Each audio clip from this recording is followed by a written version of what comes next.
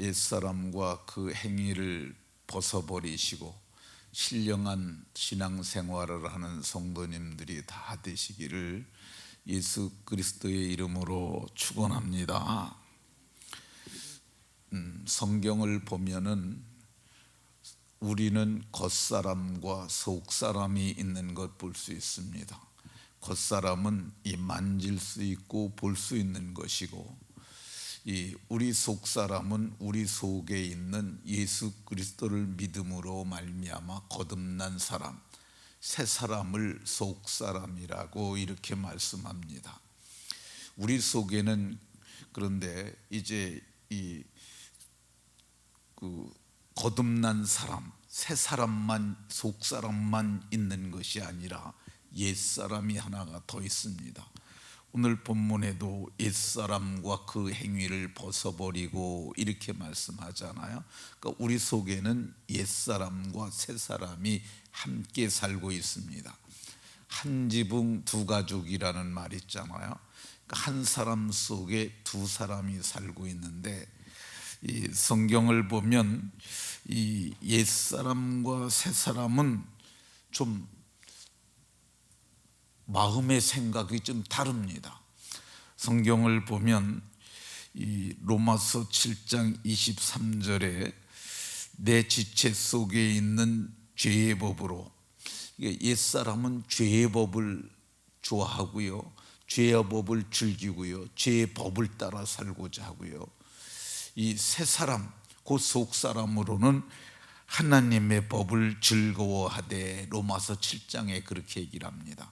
그러니까 옛사람은 죄의 법을, 그리고 새사람, 그 속사람은 하나님의 법을 즐거워합니다. 예를 들어서 말씀을 드리면, 오늘 본문에도 너희가 서로 거짓말하지 말라. 우리가 거짓말의 유혹이 있어요. 근데 속사람, 그 새사람은 절대 거짓말하지 않습니다. 그런데 옛사람이 네가 이 위기를 넘기려면 거짓말하면 돼. 그거 큰 거짓말도 아니잖아. 그러니까 잠깐 눈 감고 거짓말하라고. 이게 옛사람이 자꾸 그렇게 합니다. 그러니까 우리가 거짓말하는 거죠. 성경에도 그러하지만은 우리 일상에서도 보면은 재물에도 그러합니다. 우리가 돈을 좋아하는 마음이 있어요.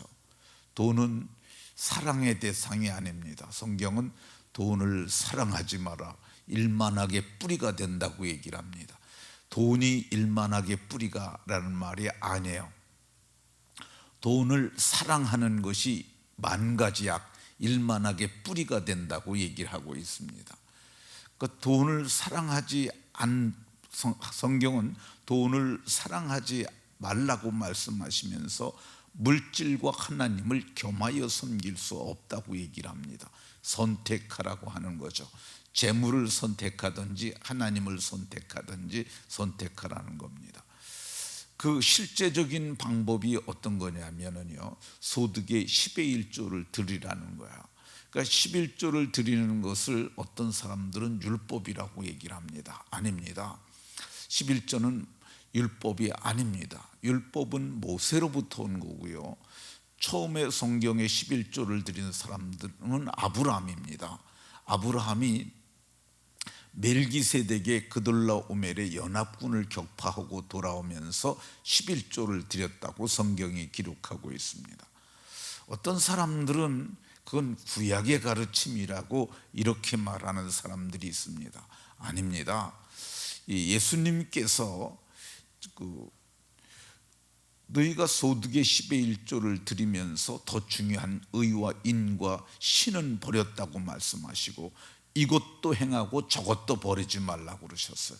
이것도 행하고 11조도 행하고 의와 인과 신도 버리면 안 된다고 이렇게 말씀하셨어요. 그러니까 11조를 드리는 것은 내가 하나님을 사랑하고 재물을 사랑하지 않는다는, 저는 믿음의 고백으로 그렇게 봅니다.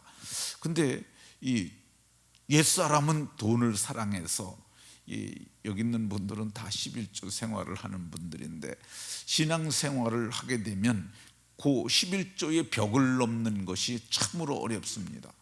내가 하나님을 사랑하고 재물을 사랑한다는 믿음의 고백으로 11조를 드리면은 하나님께서 얘는 재물을 많이 줘도 괜찮구나 생각하시고 하늘문을 열어놓고 복을 부어주신다고 말씀하는 거죠.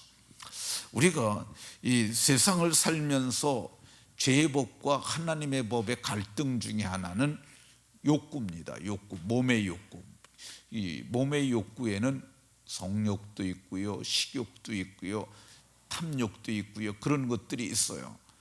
이 보면 경건한 사람들로 보이는 그런 직업군에 있는 사람들마저도 음행을 하는 것을 봅니다. 이거는 이 죄의 법의 소욕에 빠져가지고 정욕대로 살다가 그렇게 된 겁니다.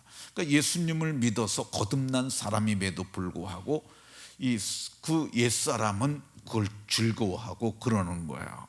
그래서 성경은 이 갈등 관계를 청산하는 방편으로서 오늘 성경에서 옛사람과 그 행위를 벗어버리라고 명료하게 말씀합니다. 옛사람과 그 행위를 벗어버리라. 이것은 옷을 벗듯이 벗어버리라고 이렇게 말씀합니다. 그런데 벗어버리고 싶지만은 이게 잘 안 되는 거예요. 벗어버리고 싶지만은 이게 안 되는 거예요. 어떻게 하면 그럼 벗어버릴 수 있을까? 깨닫는 겁니다. 성경을 보면 로마서 6장 6절에서 우리의 옛사람이 예수와 함께 십자가에 못 박힌 것은 옛사람이 십자가에 못 박힌 이유를 설명하는데, 이는 죽은 자가 죄에서 벗어나 의롭다 하심을 받음이라. 죽은 자가 죄에서 벗어나 의롭다함을 받았다고 얘기를 합니다.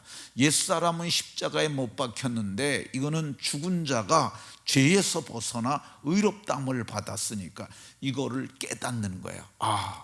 내가 옛사람이 십자가에 못 박혔으니까 내가 죽었구나. 이것은 죽은 자가 죄에서 벗어나 의롭다 하심을 받은 증거라고 이걸 깨닫는 거야. 내가 의인이 되었는데 내가 어찌 정욕대로 살까? 어찌 내가 탐욕을 쫓아 살까? 이게 결단을 하는 것이 아주 중요합니다. 어떻게 하여야 우리가 옛사람을 벗어버릴 수가 있을까? 성경은 내가 그리스도와 함께 십자가에 못 박혔나니 이제는 내가 사는 것이 아니요 내 속에 그리스도가 사시는 것이라. 그러니까 옛사람이 십자가에 못 박히면 죽지 않았겠어요? 그러니까 이제는 내가 사는 것이 아니라 내 속에 그리스도가 사시는 것이라. 그러니까 내 뜻대로 살지 말고 그리스도의 뜻대로 살게 하는 거야. 그러니까 무슨 일을 하든지 묻고 하는 거죠. 주님이 내 안에서 사시고 그분이 내게 주인이 되셨다면 그분에게 물어야 하지 않겠습니까? 하나님, 내가 남편이 있는 여인인데 다른 남자에게 마음을 두는 것이 괜찮을까요? 주님에게 물어보세요. 주님이 그걸 옳다 하겠습니까? 아니라 분명히 선명하게 말씀하실 거예요.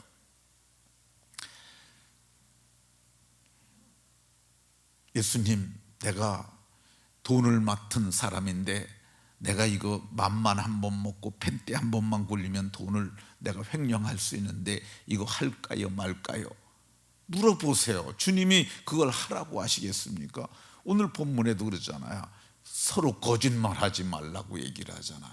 그러니까 십자가에 못 박혔다는 표현은 이제는 내가 주인이 아니고 나는 죽었으니까 그리스도께서 주인이라는 거야.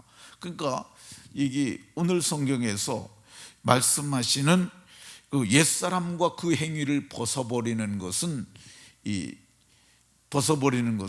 그리스도가 주인 되게 하시면 됩니다. 나는 종이고 주님이 주인이십니다. 그러니까 주님 말씀대로 행하겠습니다 하고 모든 것을 묻는 거죠. 우리가 주일날 주회전에서 예배함이 마땅하잖아요. 그런데 친구가 놀러 가자고 얘기를 해요. 야, 엄청 좋아. 거기 집도 좋고 먹는 것도 맛있는 것도 많고. 그러면 거기 옛사람이 죽었으면 그런 말에 반응하지 말아야 돼요. 죽은 자가 어떻게 반응합니까? 근데 죽었다가 또 살아나는 거야. 그래갖고 주님께 물어보세요. 주님, 이 친구가 주일날 산에 놀러 가자고 그러는데 거기 가면 먹을 것도 있고 경치도 좋고 좋은 거 많은데 가야 될까요? 예배하러 가야 될까요? 주님은 선명하게 말씀하세요. 근데 많은 사람들이 이 죄의 유혹에 끌리고 죄의 법을 따라 사는 이유가 뭐냐? 내가 주인이 돼서 그렇습니다. 성경은 내가 주인이 되면 안 되고 그리스도께서 내 속에 살아 계시도록 그분을 존귀하게 여기고 그분의 말씀을 따라야 함을 말씀합니다. 오늘은 여기까지 말하겠습니다. 말씀을 마치도록 하겠습니다. 성경은 옛사람과 그 행위를 벗어버리라고 얘기를 합니다. 그 방법은 내가 죽었다는 것, 내가 의롭게 하심을 받았다는 것, 내가 이제는 내 속에 그리스도가 살아계시니까 그분에게 순종해야 된다는 것, 이것을 깨닫고 행할 때 우리가 옛사람과 그 행위를 벗어버리게 되는 줄로 믿으시고 그렇게 사시기를 예수 그리스도의 이름으로 축원합니다.